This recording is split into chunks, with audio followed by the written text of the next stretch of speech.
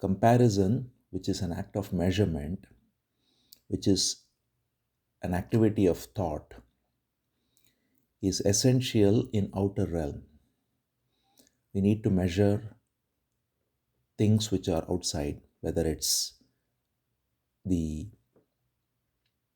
way we build things, the way we cook things, the way we write things, or even the body. One can measure the body's weight and make the body healthy by reducing the weight or increasing, as the case may be. And so there is measurement involved in things which are outside. But when we bring the same quality to our inner self, we bring thought to a place where it doesn't belong. That's the core pointer, which is that thinking, when it is applied in the wrong realm, creates disorder and havoc. We cannot think about the infinite. That which is infinite, which is the eternal, which can have many names, what is called as Brahman, is nothing but a name which signifies the infinite. And every name points to the same one essence, which is all pervading, which is the very essence of all that is. And what is found at every little speck is only the same one infinite energy that is appearing as all that is. What's rising as even the false sense of self, the me, is only an expression of the same infinite being. And when that is seen clearly, that there is only the infinite being, and that infinite being can never be measured, never be understood, never be grasped. It can only be simply abided as that which is. And that abidance happens when we stop identifying with the false sense of self as me. And that false sense of self is built through comparison, through measurement, and through all the activities that come forth from it. When we compare either with others or with time, comparison can happen in both time and space. Comparison in space means comparing with other people or other beings. Comparison in time means comparing our own past with the present, our future with this present. And whenever we use words such as it could have been, it should have been, it would have been, all of these are signs of comparing. So when we compare either in time or in space, we are creating and reinforcing the false sense of separate self, what's called jiva. And that separate self is what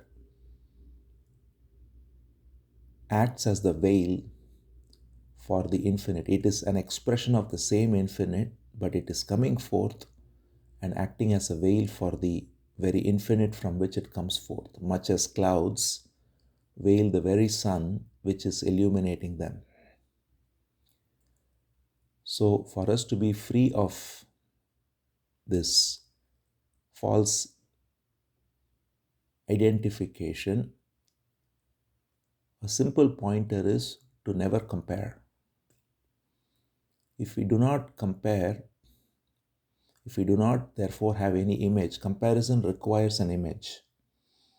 Only when I have a self-image of myself as something, then I can compare with the past or with the future. And this self-image can be in any realm, including as the last self-image, the image of a seeker.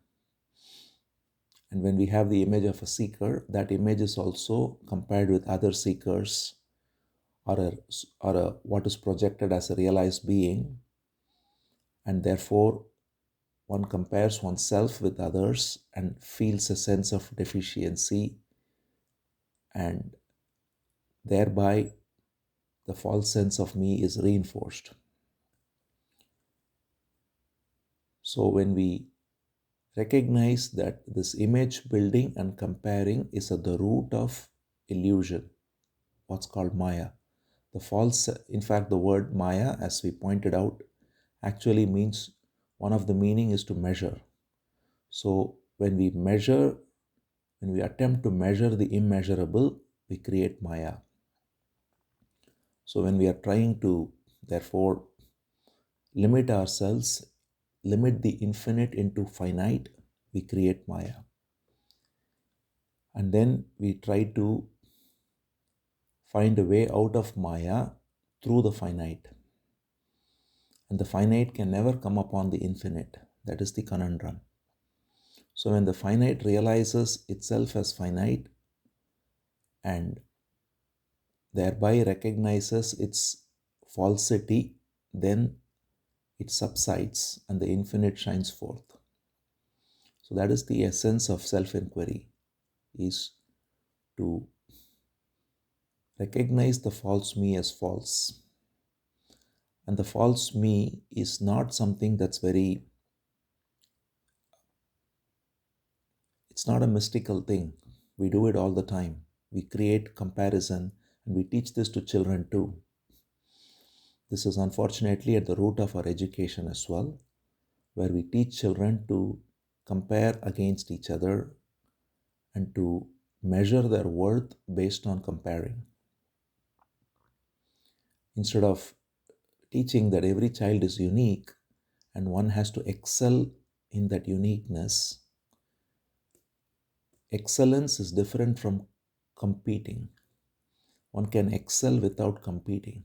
One can be the best at what one is without the slightest sense of competition. But when we are competing, there is no excellence because there is only the other and it's all relative. So we unfortunately teach competing and not excelling to even children. And inwardly, we do the same. Work is based on competing, business is based on competing, and everything, the house, the car, everything is based on comparing and competing. And the same movement of comparing and competing comes in the inner realm as well, therefore. We measure our worth either in terms of when people are caught materially, they are measuring the worth in terms of money or possessions or title or power. And when we go to the inner realm, we again do the same by comparing in terms of knowledge, in terms of experience, and so on. The things that are measurable, things that are comparable have their place. So one can use that for building things, for all the various transactional activities. But one's worth, if we associate with what is measurable, then we create the disorder that causes all the ills of human society.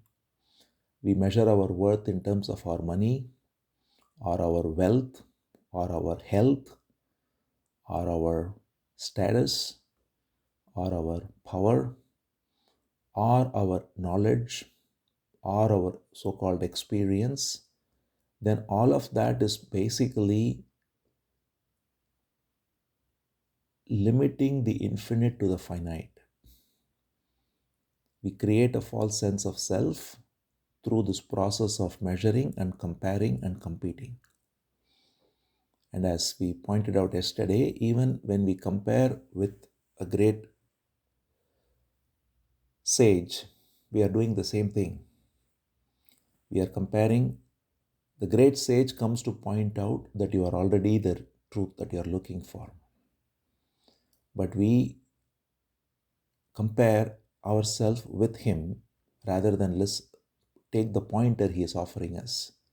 That is our core source of ignorance.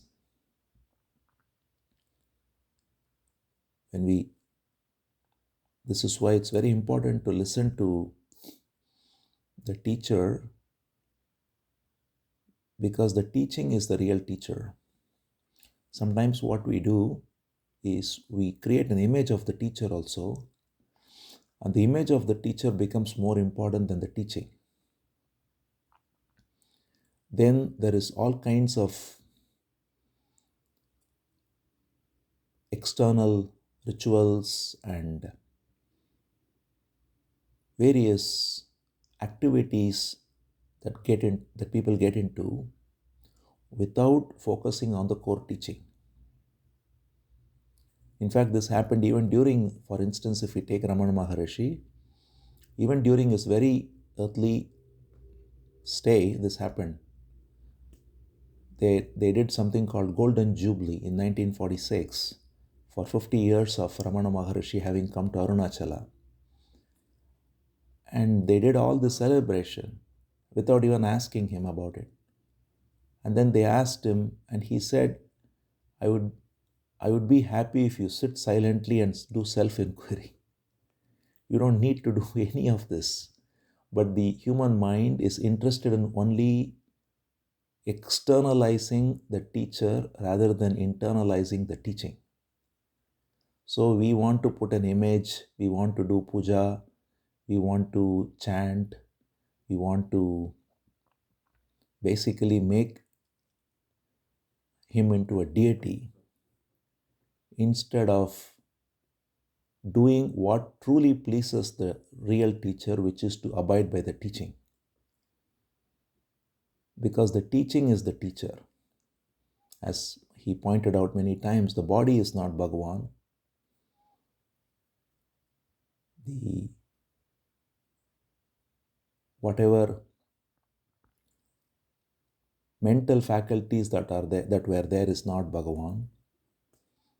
Bhagavan is the presence, the inner presence that was there, completely free of any semblance of ego, and therefore total unconditional love and wisdom coming forth. And that is our true nature too. But the moment we externalize the teacher, we actually miss the teaching. So that's why it's very important to not compare, even with, especially in fact, with the sage, with the true teacher, but listen to what he says carefully. And if you listen to what he says carefully, we recognize that he is pointing to the true nature of our being now, not something to be accomplished later, but what is already here and now, and we miss it by comparing. So if we do the same thing in this realm, then we are no different from someone comparing with a billionaire and saying, I have not reached the status yet. We do the same here also. So here, when having come to this, which is grace itself that brings us to this teaching, it's important to not let the ego enter through the back door and carry forward its ways even through this. There is a small joke that has been said by some, that once a man was walking and he stumbled upon the truth. And the God, so it is said, God and devil saw this. It's all metaphorical, so not to be taken literally.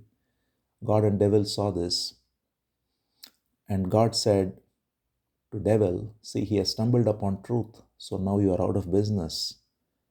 And the devil said, no, no, nothing to worry. I'll just make him organize it. So even when we stumble upon truth, when we stumble upon truth is nothing but this direct insight. So we stumble upon the great teacher, we organize, we make him into an external deity, and we organize around it, we celebrate, we do all rituals, we do all everything other than the one thing that's necessary, which is to look within and be free here and now. So that's the pointer. It's a very simple pointer, and it requires us to be very alert and not rise as me even for a moment. And when we rise as me, we have to catch ourselves immediately. When we say, I am not realized, who is speaking? I am not realized. When we say, I am this, I am that, any word that we say is coming forth from the same false sense. There is a line in one song of Sadhu Om, which for those who know Tamil, he says beautifully, நான் என்று எழுச்சி கொள்ளாதிருத்தலே உன் கடனாம். He says, to not rise as me is your duty. To not rise as me. So when we rise as me, to be aware of that instantly by inquiring who is rising as me and by being free of it is the only step. That's the first step, that's the last step, and that's the only step. And we take that only step every moment, and we are free every moment. Not projecting time, not projecting future, not looking back at the past, just taking that one step, which is no step at all, which is just an alert awareness here and now.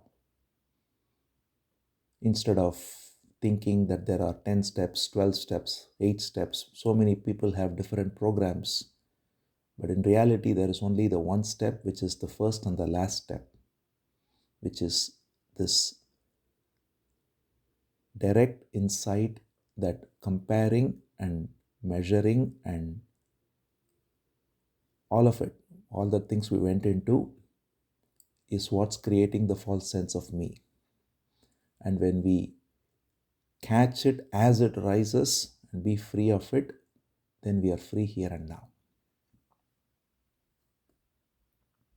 It's important to see if you're doing this, that's all. Are we comparing? Are we creating any image? Or we can see it in any relationship as well.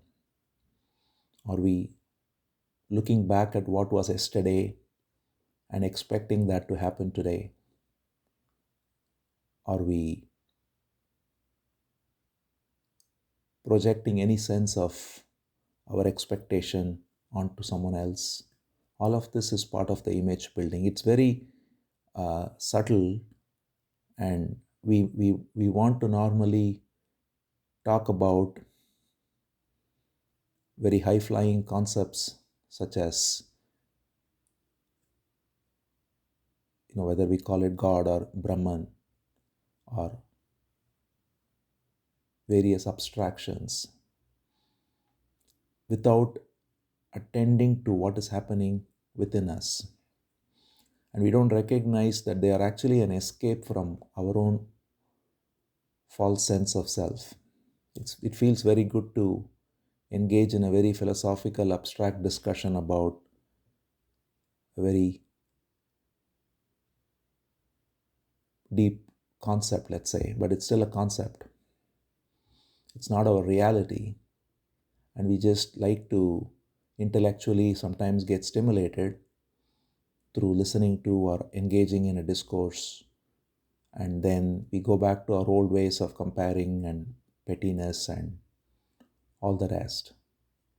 So what's important is, that's why we don't need to listen to anything, read anything if we are only alert and aware. The only pointer is that if we read true sage, he only says, read yourself. Read the book of one's own self, what's happening within every moment. And am I free or am I caught in an image? Now, that's the only question that's relevant.